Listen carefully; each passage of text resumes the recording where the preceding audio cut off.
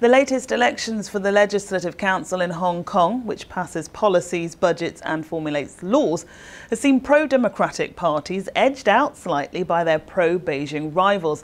But they achieved a narrow victory in managing to hold on to their power of veto over any constitutional changes.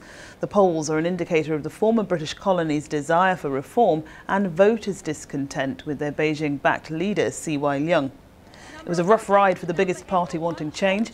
The Democratic Party saw heavy losses, and even though party leader Albert Ho was re-elected as chairman, his teammates were rocked by his immediate decision to quit. Leader Leung has been unpopular of late, and a day before the elections, he did a U-turn over his plans backed by Beijing for patriotic education in school. For the first time, 40 of the 70 seats on Hong Kong's governing Legislative Council were directly elected. Under the current laws, the rest were chosen by small groups of electors selected along economic and professional lines. A professor in political science gave his views on the way forward for the government.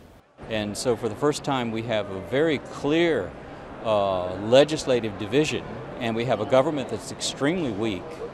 And it's going to be forced, I think, to go populist. It's going to be forced to no longer can business simply assume that it's running the government, dominating the government, and Hong Kong is being run by and for business.